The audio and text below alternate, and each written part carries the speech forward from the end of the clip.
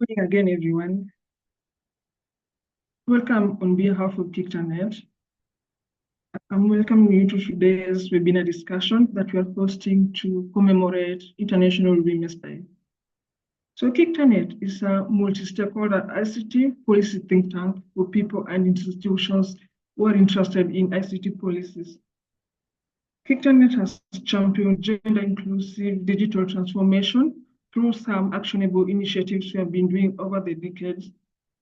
Some of them include efforts to promote internet safety through actions such as gender-inclusive research and advocacy. We do capacity building and also multi-stakeholder engagement. My name is Florence Ouma, and I'm the Program Assistant for Gender and Accessibility at KICTANet. So this year marks an important milestone for women's rights. And indeed, it has been 30 years since the Beijing Declaration and the Platform for Action. This is a landmark commitment to advancing women's rights and gender equality worldwide. So today's webinar discussion is titled Intersectional Progress, Advancing Digital Inclusion for Women and Girls from Beijing to 2025. And this theme reflects KICTANet's commitment to multi-stakeholder advocacy efforts for gender-inclusive digital transformation in Kenya. Before we begin, yes, I did share some housekeeping rules, but those who are just joining, I'm once again requesting you to keep your microphones on and also to use the chat to ask the questions and give comments. So I'm privileged to have such a rich panel of gender experts, legal experts, and digital rights advocates, as well as our keynote speaker, Sherry Oyeri. So I would like to invite Sherry to introduce herself and then hand it over to our panelists to introduce themselves, starting with Wanjiku Mbugua, then Dr. Owiso, and finally Tonny Olela in that order. So Sherry, over to you.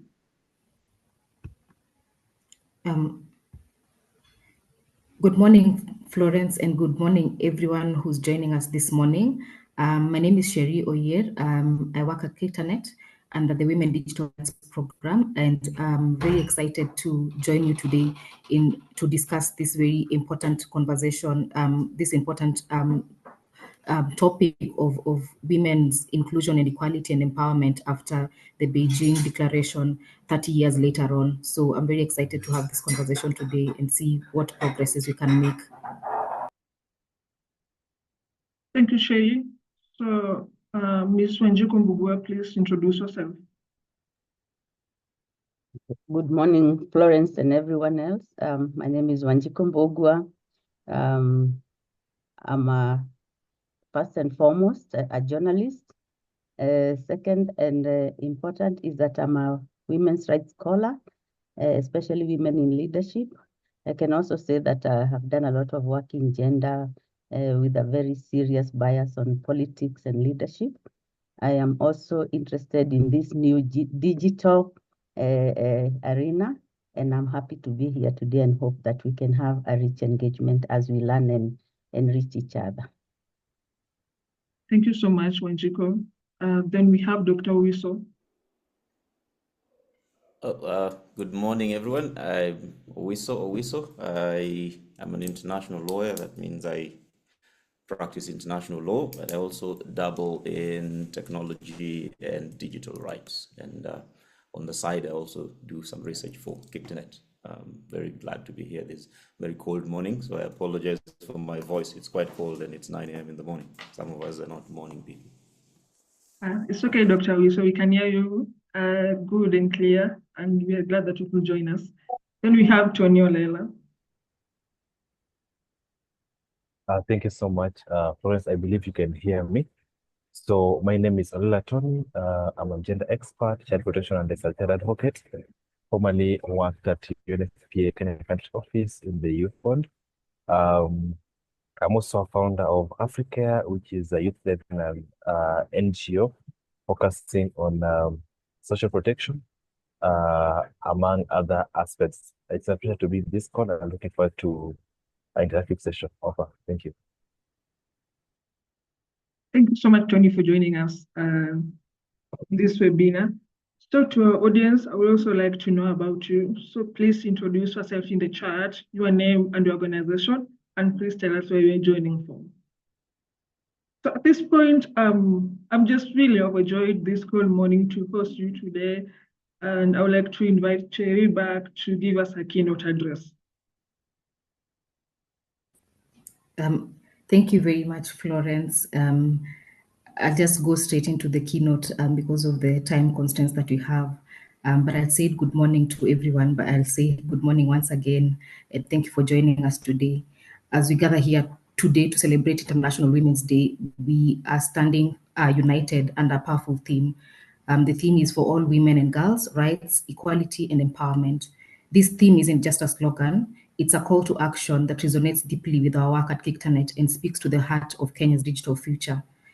Kenya's digital landscape has transformed dramatically in recent years, with the latest data from the Communications Authority indicating that mobile penetration has increased to an impressive 130.5%. This number represents millions of Kenyans connected to opportunities, information, and each other. And there is cause for celebration from this. Kenya has essentially closed the gender gap in mobile ownership, with just 1% difference between men and women in terms of ownership. We are one of only two low and middle income countries to achieve this milestone. This is progress worth acknowledging and applauding, but ownership alone doesn't tell the complete story. We as KICTANet have examined internet usage, particularly in rural areas, and we have seen that only 21.7% of rural women use the internet, compared to 32.2% in urban areas. The barriers they face are multifaceted, including limited awareness, affordability, digital literacy, and perhaps most concerning, safety and security. Our past research at KICTANet has revealed that women, particularly those under 40, report experiencing online harassment at disturbing rates. Women in high visibility careers and persons with disability face even greater risks of technology-facilitated gender-based violence. And this challenge is exacerbated by fragmented legal frameworks and knowledge gaps in the entire justice system, spanning from law enforcement to judicial officers. This digital divide isn't just about technology. It's about power, opportunity, and voice. The question before us today, therefore, is how do we ensure that Kenya's digital revolution truly empowers all women and girls according to the theme that we have today? At KICTANet, our response has been fourfold. First and secondly, through rigorous gender-inclusive research and advocacy. We have documented the patterns and the root causes of digital inequality, developing tools like our online gender-based violence tracker and our TFGBV lexicon to monitor TFGBV incidents across Africa. We have also conducted comprehensive research focusing on various existing laws to establish avenues survivors of TFGBV can seek redress. And currently, we are in the process of developing a policy brief based on the findings of this research, which is we aim to have a policy brief to guide provide a guideline throughout the criminal justice system. These aren't just academic exercises for us, they are informing policy dialogues and strengthening legal protections for everyone who uses the internet, specifically the most marginalized groups like women, persons with disability. Third, through our comprehensive capacity building, through our Women Digital Rights Program and the Tatua Digital Resilience Center, we have trained thousands of women in Kenya in digital safety issues, cybersecurity, and digital literacy. Additionally, through our digital accessibility program, in partnership with the UK government, we have trained law enforcement, health workers, women and girls in ASL regions and food insecure counties such as Mandera and Busia. Fourth, through multi-stakeholder engagement, we have actively worked with policymakers to push for gender-responsive ICTs. We have designed our programs to enable engagement with legislatures on matters of digital rights and safety for all. We have participated in the 49th UN recessions at the Universal Periodic Review as well, where we highlighted gender digital divide issues and harms of TFGBV in Kenya. Looking ahead, our inaugural Africa Tech Policy Summit this year will bring together government, civil society, private sector, and other stakeholders to champion gender-inclusive policies, among other conversations that will be had during this summit. The Kenya Internet Governance Forum and the East Africa Governance Forum will further amplify these discussions. And our commitment doesn't end there. This month alone, we have held a workshop in Machakos to enhance women's knowledge on data protection and cyber hygiene practices. We have participated in several IW celebrations, including in Busia County. And today we have this webinar also to commemorate the progress that has been made since 1995 Beijing Declaration. As we celebrate International Women's Day, let's recognize both our achievements and the work that remains. From 1995 to 2005, we've witnessed remarkable progress, but gaps still persist. As I conclude, I call on everyone to hear today, policymakers, industry, leaders, civil society organizations, academia, and all individuals who are joining us today to prioritize these three critical actions in all their work. Number one is to invest in digital infrastructure that enhances women's access to technology, particularly in rural and underserved areas. Number two, strengthen legal protections against TFGBV and data privacy violations. And number three, develop inclusive ICT policies that recognize and address the unique barriers women face in the digital landscape.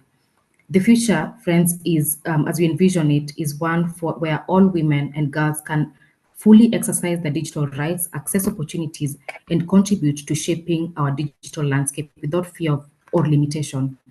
And in closing, finally, let me remind us that digital inclusion isn't just a women's issue. It's a societal imperative. When women thrive online, communities prosper, economies grow, and nations advance. So I wish you a very happy International Women's Day, and let's continue building a digital Kenya that works for everyone.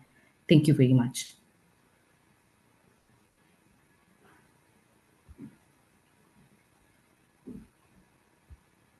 Flo, you're on mute. Thank you. Thank you so much, Sherry, for your remarks. I was on mute, Sherry. So some of those are just highlights of what we do, and the full scope of the work can be found on our website, our social media accounts as well. And our support team can post some of the links on the chat so that you go through them in your free time. And in the meantime, please keep introducing yourself in the chat. Just tell us who you are, which organization you represent. So now I would like to invite the next session of this discussion, which is the panel discussion.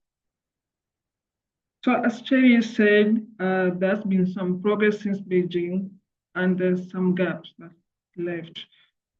So our first panelist that I'm going to call upon is Wanjiku Mbugua. So to Wanjiku Mbugua, you are a gender expert, and many of us here are not privileged to be conversant with the women's digital rights situation before the Beijing Declaration and the Platform for Action in 1995. So can you give us a trip down the memory lane to where we are right now? And what are your highlights in this history? So please take not more than 10 minutes, and our timekeeper Nicodemus will be reminding you. Welcome, Wanjiku.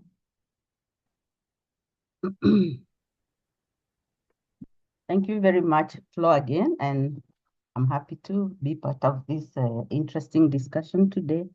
I'll just go to the what I have, because you've asked me to go down memory lane from before Beijing to now, and probably in lightning speed in 10 minutes. So let me just say from the upfront that digital rights did not feature much before pre-Beijing. And I'm just going to go through some of the landmarks that have happened from the first Women's Conference, and even probably just go through a little bit of the what women's rights are anchored in the world, and including Kenya because of our constitution. All of you, I'm sure you know, 1947 is the Declaration on Human Rights, which addressed rights of people in the world, all world, and also brought in the Commission on the Status of Women in 1947, soon after the formation of the UN itself. The UN Commission on the Status of Women became a very strong force in advocating for women's rights. And on being founded, it became a major driving force for women's liberation and empowerment. At the onset, it drafted the early International Convention on Women's Rights, including the Convention on the Political Rights of Women as far back as 1953. It also brought in other conventions and declarations until now, probably 1979, when the Convention on the Elimination of All Forms of Discrimination Against Women, the CEDAW, in 1979. Just note that in 1975, far back, 1975 was designated as International Women's Year, and to coincide with the first Women's Conference in Mexico, which was a landmark because previously, if we go back to the sources of women oppression, one of the serious sources of women of oppression is invisibility. So when women started becoming visible on the world platform with the advent of the CSW and the UDHR, and consequently, women have continued to gain some milestones, even though it's been very, very slow. So many conferences were held and promises were made. Broad goals of these conferences have been promoting gender equality and eliminating discrimination against women and girls. Let me say that the fact that it is promoting gender equality, sometimes women get lost in this gender discourse.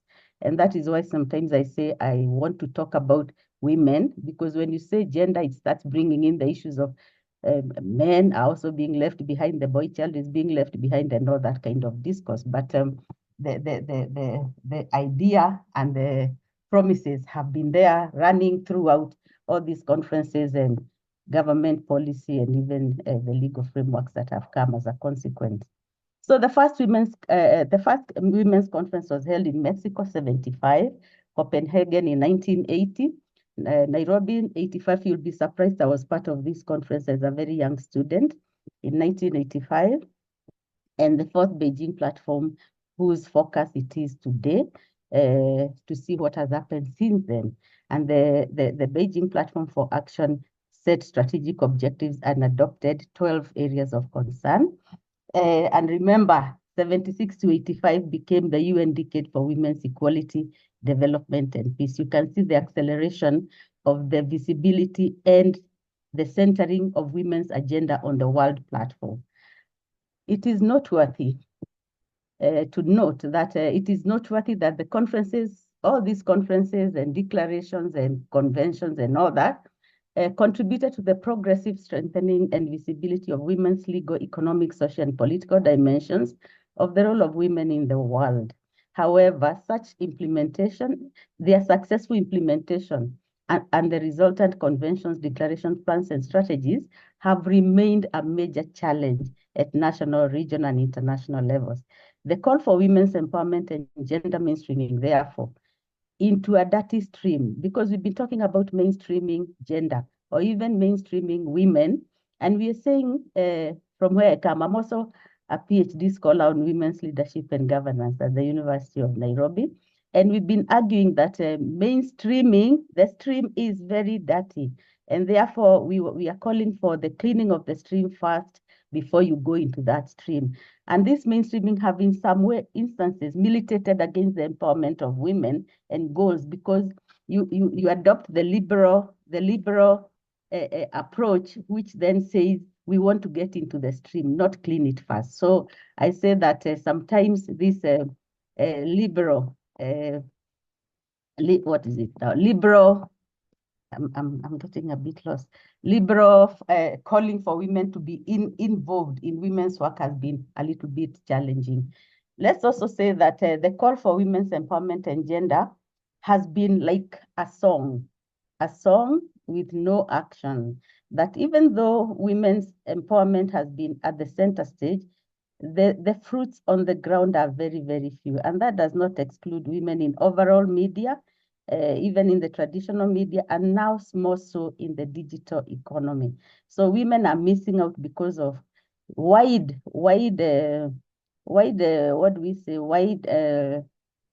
other militating intersectionalities. And we find that women are poor, women are discriminated against, women are not in the workforce, women have disabilities, women, the intersectionalities are huge, and they sometimes militate against this empowerment because then not much detail is given to their empowerment. So therefore, I say here, that women continue to color the poverty billboards across nations in the world. That when you talk about poverty, the first picture you see is a woman, sometimes with a child, sometimes with a very emaciated children. So women continue to color the world of billboards. And we say that until this poverty is dealt with, even these digital rights cannot be, but we say that progress is good. So at the Beijing Platform for Action, some critical areas were covered and they were adopted. And there were education and training of women and health, violence against women, which is relevant today, as well as the education. And the other relevant one was women and the media. And in the Beijing Platform of Action, the women and the media covered mostly conventional and traditional ways of communicating. They dealt with mostly portrayal of women in the media and called on media. And that was print, electronic, meaning TV and radio, to portray women in more negative light, to give positive images of women so that they can mitigate violence, they can mitigate subservient positioning of women across all platforms. But there was not much digital rights of women, especially online. It wasn't there. And the call at the Beijing Platform for Action was to expand education so that women are able to get into the computer literacy arena. So we're saying that at this point, we are talking about wide media, and therefore violence against women in that era was not something that was being addressed directly. But the call for women to be more into the technologies, the call for more women to get into the in the media as people who are active participants, not as just people who are being talked about, was very, very prevalent. And I think therefore the absence of digital rights discourse that far was not very, very in the face of people like it is today. So pre-Beijing and post-Beijing situation, we note, we must note that I'm not going into details, I'm going into the big picture. The reality of women's inferior positioning in the socio-economic and political spheres in society, leading to discrimination and exclusion from development, continues. It continued post-Beijing, even after all those declarations were made, it continued. And I'm saying that these are militating factors against even women claiming rights which they are not aware of. Patriarchal behavior persisted. It has persisted over time and has diversified, mutated, taken different forms, repositioned. It got itself from the private to the public sector, to the public spheres, and accelerated because of the channels and platforms that have come into being. And violence against women, therefore, has also become proliferated. All media expansion is number 3, and the emergence of and proliferation of the digital economy, an economy that has given rise to activities that result from billions of everyday people getting online and connecting, either as individuals, as business people, using various devices, connecting with data and other processes, has given rise and brought this issue of digital rights at the fore. Therefore, I say that the disregard for women's knowledge in all this, all this discourse of digital rights and women's rights, the disregard for women's knowledge, because they have knowledge, even though most of the time we talk of what women can't do. With what women can't do, they've been excluded from education, excluded from being present in major decision-making processes.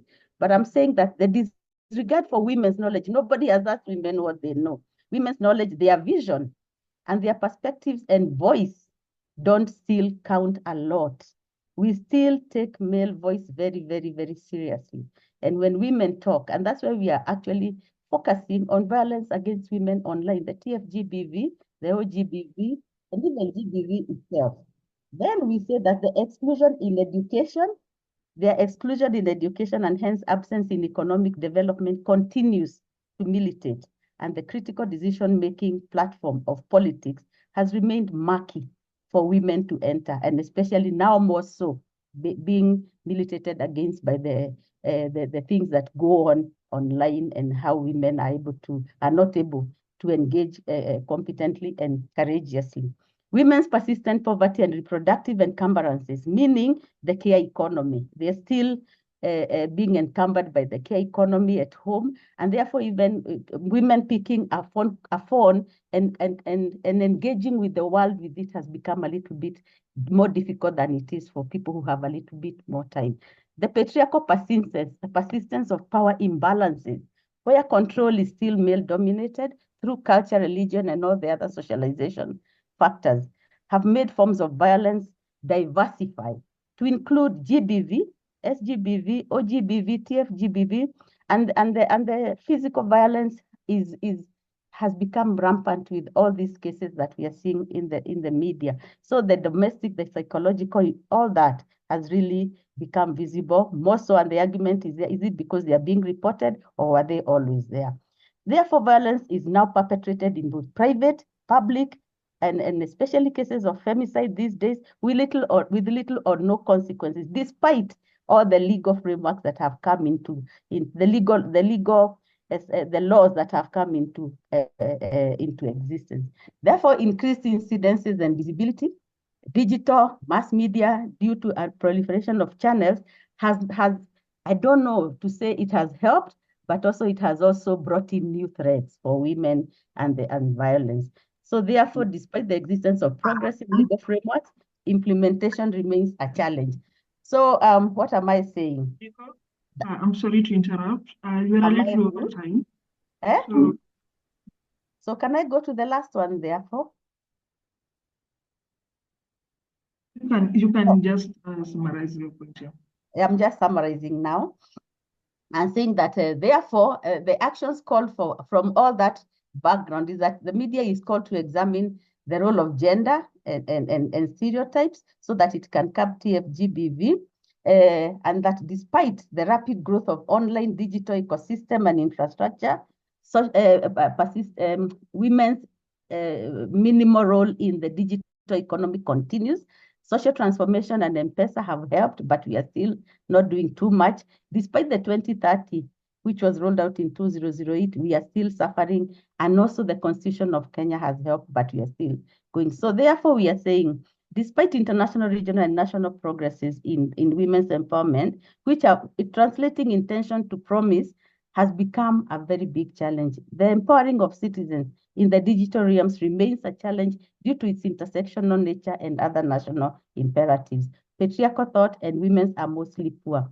Therefore, my conclusion is a lot of work is still to be done around implementation and enforcement of existing efforts, acceleration of digital literacy rights, awareness, creation of human rights and women's rights, and strategies to claim or enforce digital rights, and then multi-stakeholder efforts to combat OGBV, TFGBV, and other violence against women to be more accelerated and more taken widely. And I think the work of KICTANet is one that is in the right direction in this. Sorry for taking so much time, but thank you. Thank you. Thank you so much, Wanjiku. Actually, it's okay that we took a little bit more time because our insights were so deep and so strong. We appreciate the trip down the memory lane, and especially that memorable quote about cleaning the stream before we go into that stream. So building onto your point of the fact that women are being excluded from development, I'd like to now talk about funding. Now, this second question, I'm going to direct it to our panelist, Tonny Olela. Now, Tonny, how has funding for women's digital rights issues evolved over the years? And what are some of these significant changes resulting from such funding? And also, how should organizations maintain resilience and reinvent themselves while upholding their core values and agenda in the face of a continuously changing funding ecosystem? So remember, you also have 10 minutes, and your timekeeper, Nicodemus, remind us when the 10 minutes are up.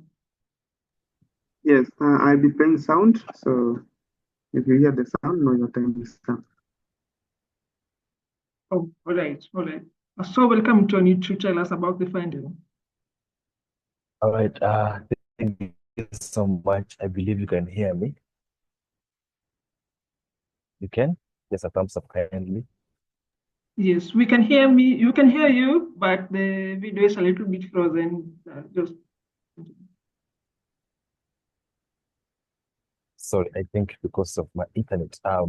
Now, just to jump onto your question, quite interesting question. More so at this point where we are trying to accelerate action, more so in gender issues, particularly focusing into women in tech.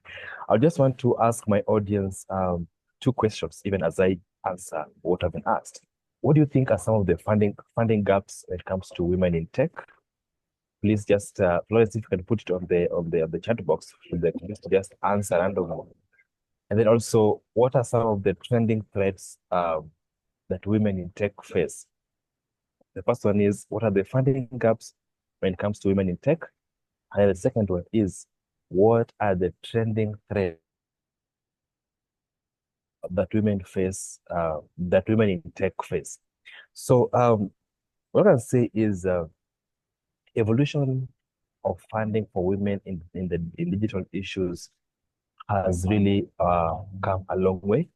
And over the years, funding for women's digital rights issues has evolved, reflecting a growing recognition in the mostly the digital gender divide and the need for the inclusive gender policies. And initially, funding was highly limited within broader equality or ICT initiatives.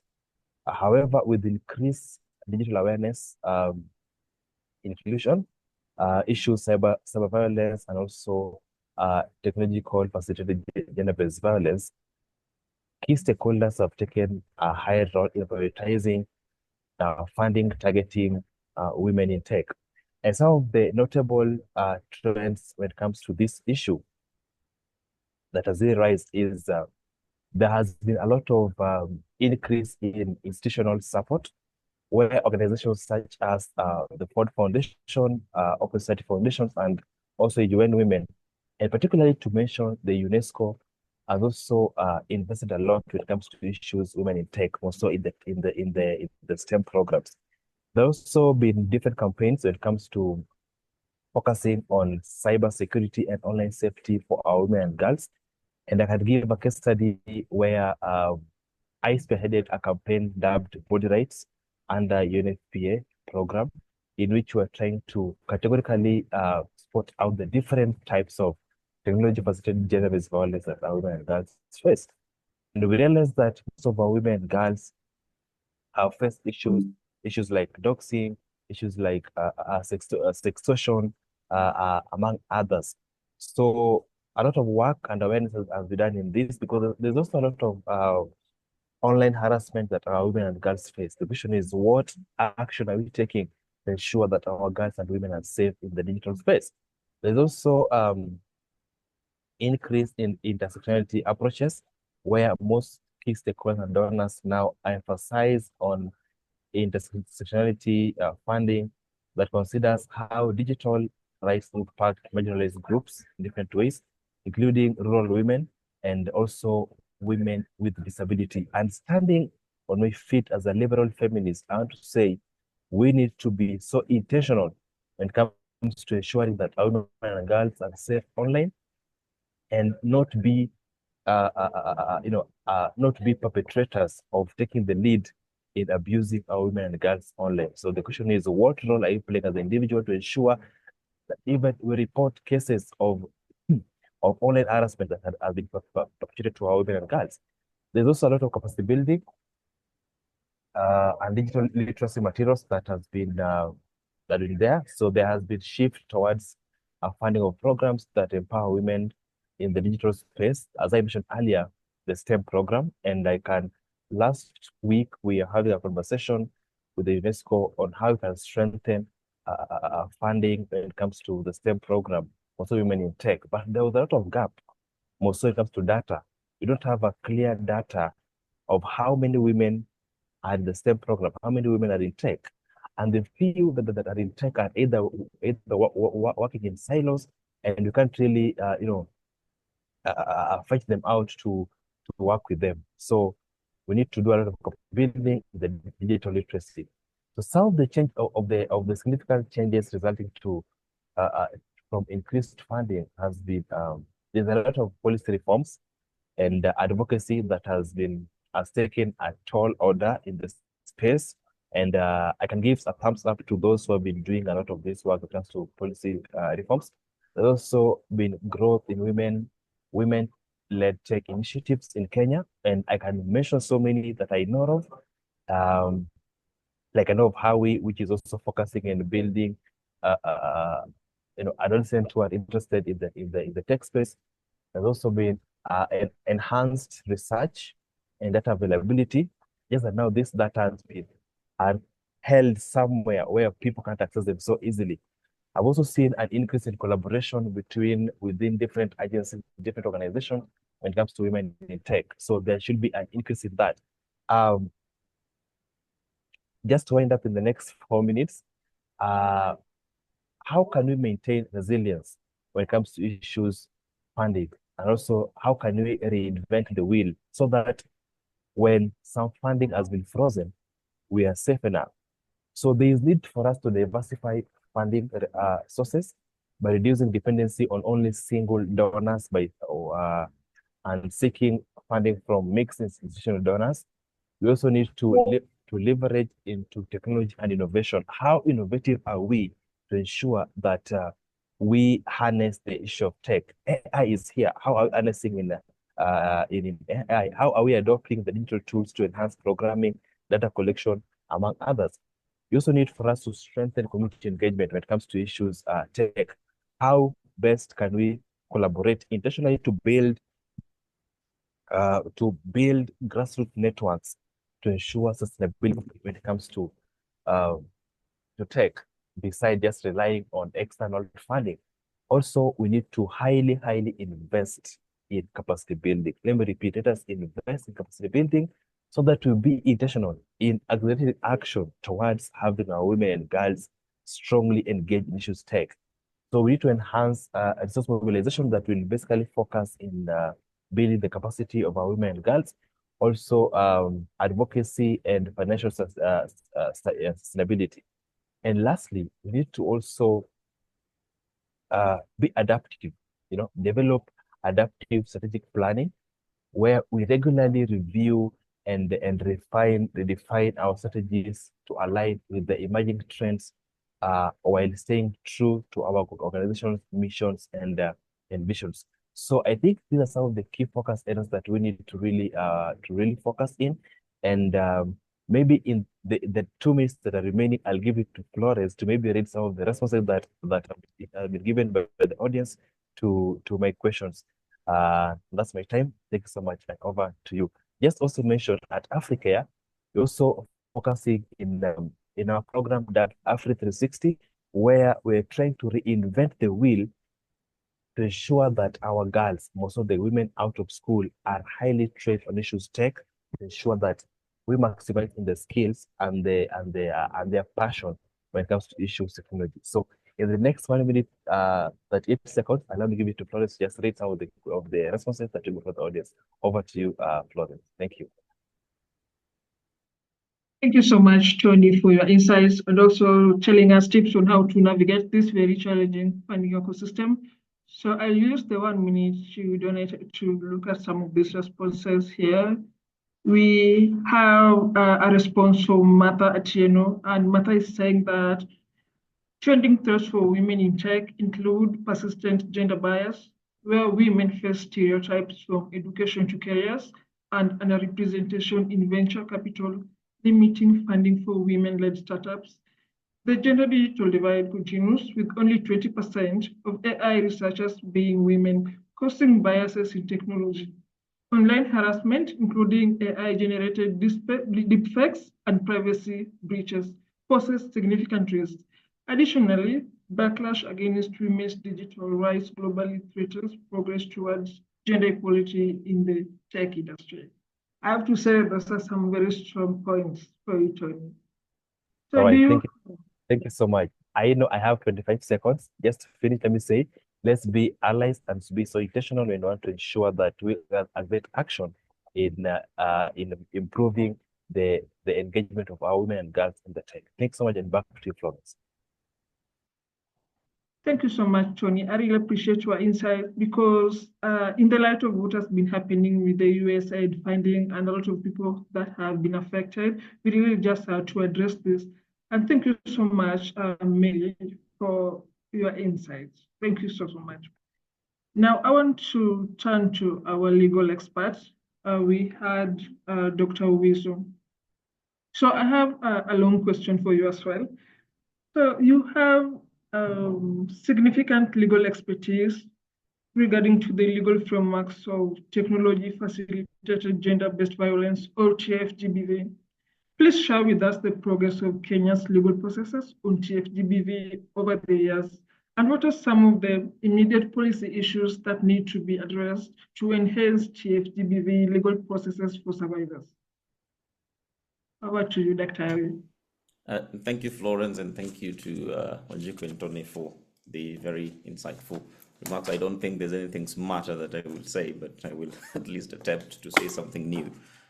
So what I'm going to say it derives from a report that Ivy Kinudhi and I did on the TFGBV legal framework in Kenya on behalf of KICTANet. So we'll just be highlighting a few of our findings. And yes, certainly there's been some progress. I wouldn't say it's adequate, but there's been some progress, particularly since the promulgation of the constitution that we currently have in 2010. So first off, fundamentally, issues to do with TFGBV are issues that offend rights that are guaranteed in the constitution. So, we have a number of rights that are relevant, which are guaranteed in the Bill of Rights in the constitution, starting with, of course, the values and principles. In Article 10, we have the right to equality and protection, equality before the law and protection of the law, before the law, the right to privacy and protection against incitement, violence, hate speech, and discrimination, including based on gender. So as a constitutional issue, for instance, if our legal framework provides that as a constitutional issue, if for example, somebody, if you're doxxed, for instance, or if your intimate images are published by somebody else, that in itself constitutes a violation of particular rights and fundamental freedoms that are guaranteed in the Constitution. So based on the Constitution itself, there is an avenue for legal redress in the sense that a survivor of TFGBV in that sense can seek legal redress by petitioning the High Court. Basically, filing a constitutional and human rights petition, and that has been done quite often by a few people. But of course, in the end, legal processes are expensive because in that particular case, a sense you as the survivor are approaching the court, so you do not have the backing of the state. So you basically have to hire your own lawyers and do all that. But the point here is that avenue, that legal avenue for redress exists. With, of course, attendant challenges in terms of access to justice and affordability and all that. But outside the constitutional frame itself, and in that sense, before I move on from the constitutional approach to it, you could, of course, the courts could give you declarations saying, your rights have been violated. You could get compensated. You could also get injunctions as against the person that you sued. But beyond the constitutional framework, we also do have criminal law protections, which I believe are more relevant in most of these situations. And going back to, we have a penal code that has colonial underpinnings. It just provides the general framework for particular offenses that could have implications for TFGBV. For instance, criminalizing incitement to violence, threats to kill, intimidation and extortion, and trafficking for obscene images. So the penal code does not particularly speak to technology-facilitated gender-based violence, but it criminalizes some of the certain conduct, the ones I've listed, in a general sense. It does not limit the mode or the platform or the medium through which it occurs. So in that sense, it also includes violence that is, gender-based violence that is facilitated through technology. So that just provides, a general framework for criminal offenses. But in a more particular way, we do have particular legislation that speak to certain forms of TFGBV, not in the express wording that we are used to, such as doxing and cyber harassment, but in particular using particular terminology. So we do have the Sexual Offences Act, which, for instance, has the offense of indecent act or indecent exposure, which is includes displaying of pornographic material, which could be displayed through technological platforms. We are promoting sexual offenses with the child pornography, child prostitution, sexual communication with the child, and sexual harassment. So that is within the framework of the Sexual Offences Act. We also do have, and I'm just rushing through this because of the question of time. We also do have the Computer Misuse and Cybercrimes Act, which is a very rather infamous or notorious piece of legislation, which goes into a bit more detail. It's a bit more specific to technology facilitated offenses, including TFGBV, such as, has particular offenses such as unauthorized access, publication of false information, child pornography, cyber harassment, and wrongful distribution of obscene or intimate images. So the CMCA is a bit more specific because of the context, of course, in which it was adopted. It was focused more on technology and offenses and issues to do with computer crimes. But as I will mention later, the particular problem with that legislation, of course, there's a bit of an overlap between it and other pieces of legislation. But in our context, in our current context, the Kenyan context, that particular piece of legislation has not necessarily been used to counter TFGPV per se, but has instead been used by government functionaries to stifle dissent. So as much as it has particularly good provisions that could be used in curbing TFGPV, the question that arises then is on implementation and misuse, particularly. So there's particularly no problem with the legislation itself, but the problem emerges in how it is used and how it's implemented. Similarly, we have the Children's Act, which of course also in the Children's Act notably uses words. It's the only legislation that uses terminology that we are familiar with in the TFGPV space, such as cyberbullying. That is the only law where you will find terminology such as cyberbullying and online bullying and cyber harassment and cyber stalking. But of course, it's specific to children. There are other pieces of legislation which are not very particular or specific to a TFGPV, but we can pick up a few offenses under them, such as the Films and Stage Plays Act and the Data Protection Act, which of course also criminalizes unlawful disclosure of data.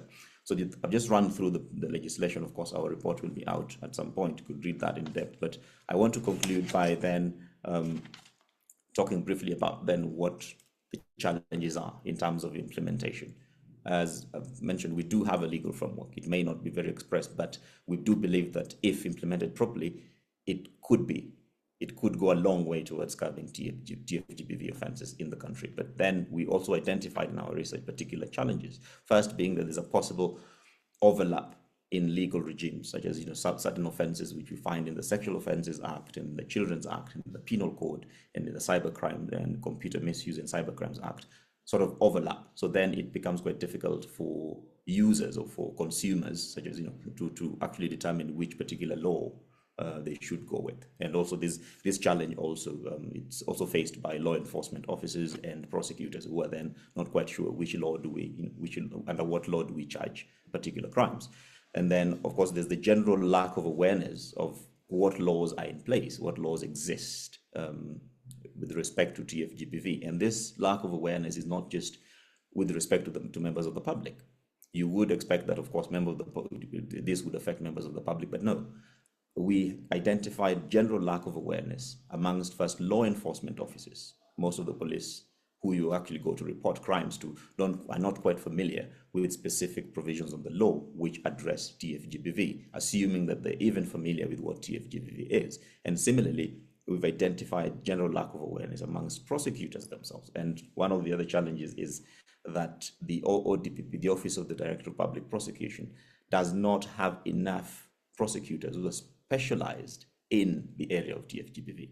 The ODPP has a lot of, very many prosecutors, very many professional and well-qualified prosecutors, but very few of them are trained specifically on TFGPV laws and offenses and how to prosecute them. Similarly, this also transcends to the judiciary, where many judicial officers themselves are not also very familiar with the law as required, as relevant to TFGPV. So the general lack of awareness cuts across public, law enforcement, prosecutors, and judicial officers. Of course, there are also low reporting rates, and there are quite a number of reasons for that. The low reporting rates could give the false impression that there are no TFGBV cases in the country, but that is false. That is a false, that would be a false impression. There are several reasons why there are low rates of reporting. First, because first, we don't have, most law enforcement officers are not familiar. So if you go to report TFGBV cases, most survivors will have a problem even convincing law enforcement officers that a crime has been committed here. Then in the end, quite a number of them get discouraged. Some even get turned away at police stations, because as much as we have a cyber, the DCI has a cyber crimes lab that is based in Nairobi. In far-flung parts of the country, most police stations do not even have DCI forensic experts or DCI officers who are specialized in this. So they go to police stations, they're turned away. The cops tell them, well, we don't have the capacity to investigate this. So then in the end, they just don't report anymore. And then, of course, the lengthy processes that are involved, from reporting to investigation to prosecution, and then also similarly, lack of equipment, investigative equipment. So the DCI does not have enough equipment, or even if it does, some of it is not up to date to cater for very rapid advancement in technology. Because at the moment, I don't really believe, for instance, I don't quite think that the DCI is capable of keeping up with AI generated, sort of TFGBV. And of course, there's more. And because my time has run, my time is up. I believe I can see that on screen, right? Yes. So I believe at this point, what I will do is to say that look out for our report. I believe Florence and Sherry will tell you more about it. I don't know when they will publish it, but it will be out at some point. So apologies for running very fast through this and not covering everything, but the report will be out, and then we'll also, of course, also be open to feedback and questions. And thank you very much for the opportunity. Back to you, Florence. Yeah. Thank you so much, Dr. Owiso. Actually, it's okay that you ran a little bit over time because your presentation was very insightful. And as a matter of fact, when we were doing a project that's parallel to yours, we realized that AI-generated technology facilitated gender-based violence is growing so much. And unfortunately for them, is targeting politicians right now. So because of the nature of the people being attacked, we hope that the DCI can take notice, because actually they respond very fast to the pursuits in power. So there's hope on that front. Yeah, and the report will be out, as Dr. Owiso said. We will blast it out on our social, so you won't miss it. This is the Q&A section, where you ask questions to the panelists. So I'm just going to look at what's in the chat and read them out. So I see no question, but I see a comment from Wanjiku Mbugua saying that you may want to check out a study by EPIC Africa on sources of funding for CSOs in Africa. So we have one question from Mercy. Now, as a young upcoming generation, with the gaps identified hindering implementation, what are some of the step-by-step approaches that we can leverage in the years to come to curb the implementation challenge? So I believe this talks about the implementation of the law. So I believe this can go to Dr. Owiso. Dr. Owiso, are you able to answer this? Yes, certainly. In our report, we've listed a few, at least suggested a few recommendations. But first off, I believe that very important is the awareness of the law. First, creating awareness of what laws exist, and then secondly, what remedies exist for survivors, and then what avenues or institutional avenues exist. How exactly do people first identify this is the law that exists, and so that you can be able to identify what the offense is, or what offense has been committed against you, and then where to report it and how to report it, things like that. And then also important is this is of course a multi-stakeholder, will require multi-stakeholder effort, is training of everybody in the chain. First, the general public that consume the law, law enforcement that is supposed to implement or enforce the law, prosecutors were supposed to prosecute some of these offenses, and judicial offices were supposed to adjudicate upon this. So for me, what is very key is awareness of awareness itself across the chain. So that, of course, going forward will actually be very, very important, because we may have very good laws, but they don't amount to much if we are not aware of them, if you're not aware of the redress mechanisms, and if those we go to for redress are not themselves familiar with what we expect, of them. I think I'll stop there. But of course, there's more in the report. That's just a highlight of 1 or 2 recommendations. Yeah, thank you, Dr. Owiso. Actually, I would highlight again that that report is actually very good, and we are looking forward to inviting you for the launch and to hear more from Dr. Owiso at that time. So we are down to our last countdown, and because there are no questions, I see no more questions, but a comment from Jerita saying that very insightful, especially on the legal framework available on TFGBV. So, so I would like to invite one last round of closing remarks from our panelists. I think I'll start with Dr. Owiso again, since our voice is still warm, your vocal cords are still working. So just 1 minute, just give us goodbye remarks, and then we'll close. Goodbye remarks is, let's be vigilant. The law does not favor the indolent. Let's be vigilant. Let's know the law. And of course, we do have the government isn't going to come to us and say, "Oh yes, please, here's the law. Please implement it." So vigilance to me is a very important aspect of TFGBV violent crimes, and literally any offenses that relate to that affect our person. So as members of the public and as people who work in this space, it's upon us to be very vigilant and keep everybody on their toes. I think that does it in terms of closing remarks. Thank you so much. That really does it. So, Tonny, over to you for your goodbye. All right, my goodbye. What I'll say is, let's be so intentional. I like the way Dr. Owiso has really mentioned about issues legals, but I also feel like there's still much work to be done, because how best can you also engage the survivors of TFGBV in these conversations to share their impact stories? Sometimes when you just talk this way and leaving them behind, it doesn't do well. So let's consider engaging them. But with issues funding, even though funding for women in digital space has grown over these years, the challenges still remains to be the same. So how do we ensure long-term sustainability? So organizations must adapt the diversifying funding sources to ensure that we leverage in innovation and strengthen our networks while remaining committed to their mission in advancing gender equality in the digital space. I think that's my parting shot, and thank you so much. Over to you, Florence. Thank you so much, Tonny, as well. So lastly, we have Wanjiku. 1 minute for your final remarks. Okay, 3 things, Florence. One is a cessation of talking, and moving on to implementation for the laws that exist and efforts that exist. And number 2, creation of awareness and empowering of women to not feel they can't engage with the digital economy in all areas, and especially this TFGBV. And finally, make efforts by all stakeholders to not to take this as a women's issue, but also to put it in all their efforts, and also to put it from an informed perspective.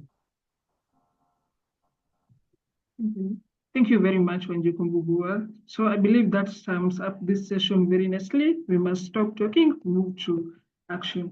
So I want to extend my sincere thanks to our panelists for their time, their flexibility, and their dedication to this conversation. I also want to thank you who attended this webinar and engaged with us.